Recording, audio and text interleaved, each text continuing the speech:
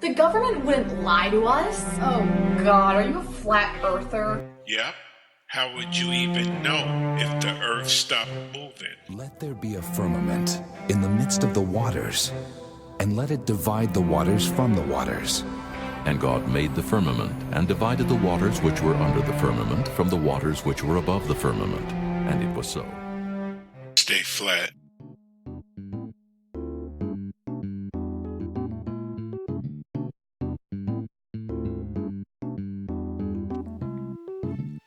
It's like beating a dead horse. Telling it to get up and run. Finish the race. You know, these guys get told how these experiments work. And it's no. Michelson-Morley experiment. And then how that damn the hell's his name? Einstein. Seeing that the tests did not work and you could not prove curvature or rotation of the earth or it's flying or spinning or doing anything as opposed to what God has in the Bible. The earth is stationary and shall not be moved. What part is wrong with that? And then you have Einstein probably sending a message with a bird over to Sir Isaac Newton at the same moment an apple fell on his head.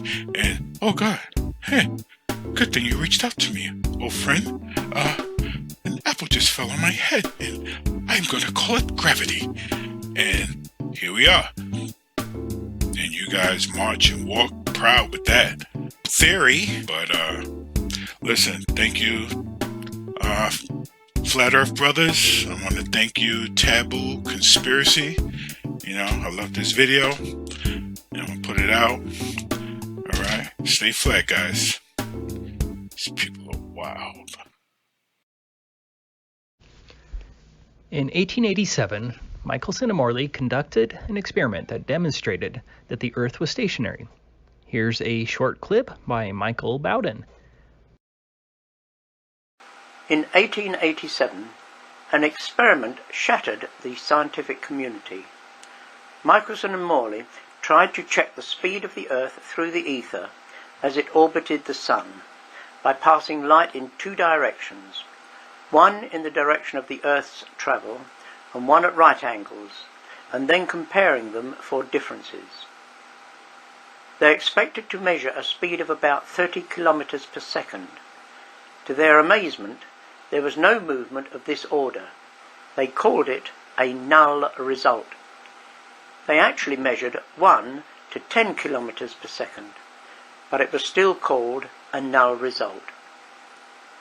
They rushed out the theory called the Fitzgerald-Lorentz contraction. This claimed that the tube in line with the direction of movement shortens as it moves through the ether.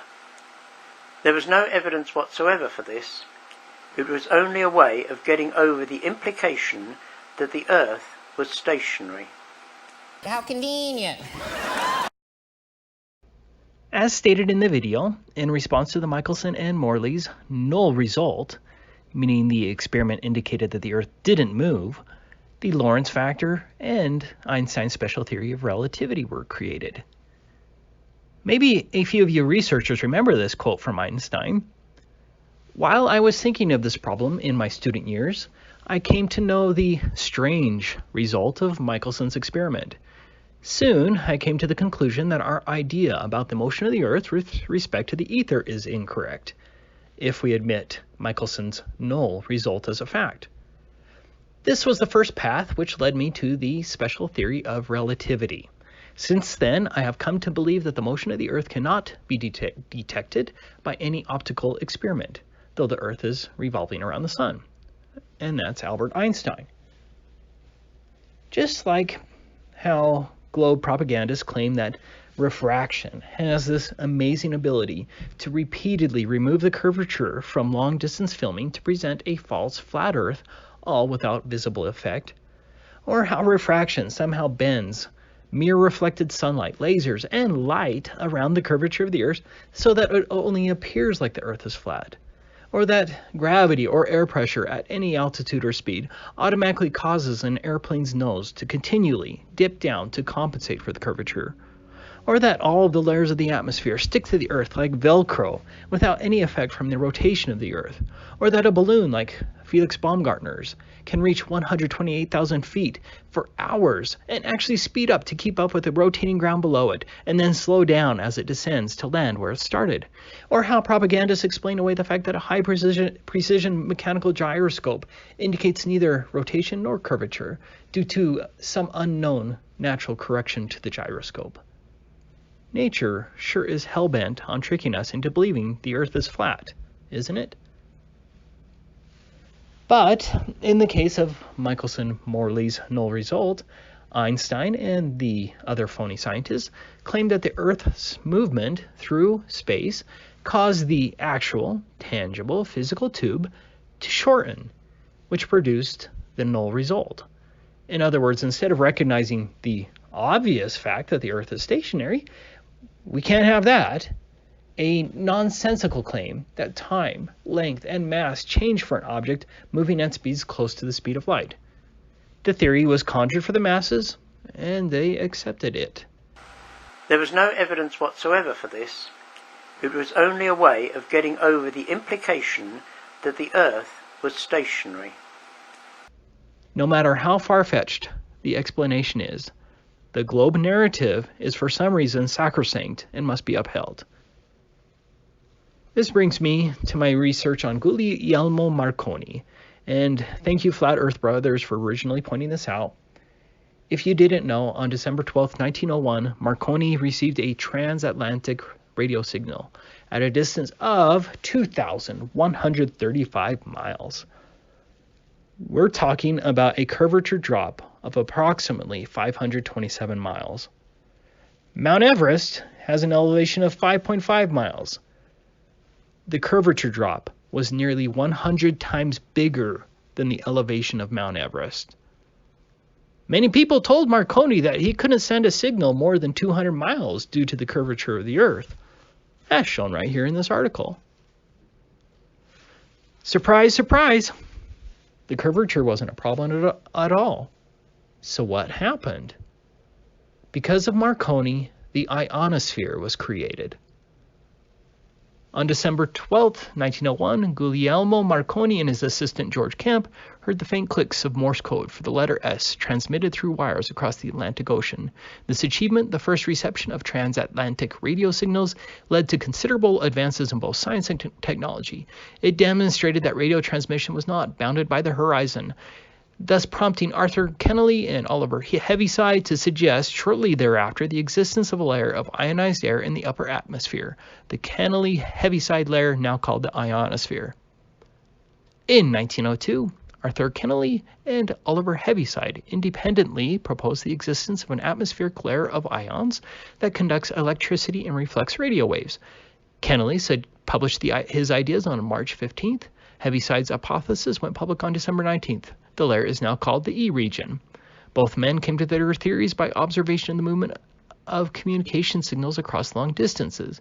Kennelly, an academic and consulting engineer for the communications industry, noticed that Guglielmo Marconi's reception in Newfoundland of radio signals sent from England was much better than radio wave theory could predict. Marconi, however, had no explanation for why the curvature of the Earth did not stop them from moving across the Atlantic Ocean. Kennelly guessed that a layer of ionized gas high in the atmosphere was reflecting radio waves and extending their ability to propagate. Shortwave radio waves might enter this ionosphere, but longer waves would bounce off it. This property allowed them to curve around the Earth and beyond the horizon. At the same time, Heaviside, a largely self-taught British physicist, came to a similar conclusion. The only reason the ionosphere was introduced into science was to explain away the lack of curvature. Now, of course, mainstream science claims that the ionosphere is a proven fact based primarily on the tests of Edward Appleton. But wouldn't the ionosphere render radio telescopes useless, maybe? What about the NASA communications to Apollo astronauts? What about ISS live stream transmissions? What about bouncing lasers and radio signals off of the moon? Most of this alleged radio bouncing off the ionosphere occurs in coastal areas. So why can't I bounce a radio signal off of the ionosphere over the Rocky Mountains?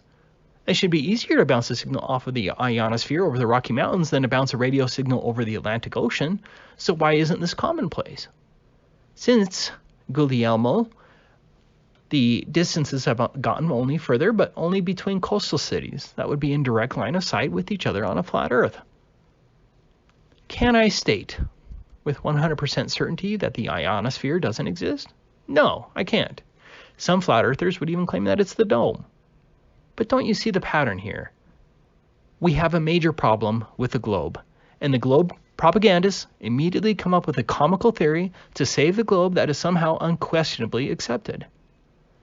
I hope that a few of you amateur radio operators who understand DXing and skywave propagation will take some time and explore the alleged proofs of the ionosphere and test it out for yourself and share your findings, because I'd bet that the ionosphere is phony globe propaganda. For you globe propagandists, before commenting about how I'm so dumb and calling me names, you must first show me how you personally can bounce a radio signal over the Rocky Mountains. I don't care about anyone else's falsifiable claims with equipment that no ordinary person can acquire. You personally must show me how you can bounce a signal over the Rocky Mountains by using the ionosphere. For some reason, I couldn't actually find any videos demonstrating skywave propagation over mountain ranges. Marconi supposedly did it at a distance of 2,135 miles. Others have now claimed to have reached the distance of 11,000 miles from coastal locations that would have a direct line of sight on the flat Earth. You should be able to do it at a mere distance of 500 miles over the Rocky Mountains. That's it. Independently prove the ionosphere exists and that you're more than just a parrot of the official narrative. Good luck with that. Yeah, J.D. Beats. Aren't your fingers tired from typing? Yeah. Go out there and do some experiments. Come on now. Stay flat.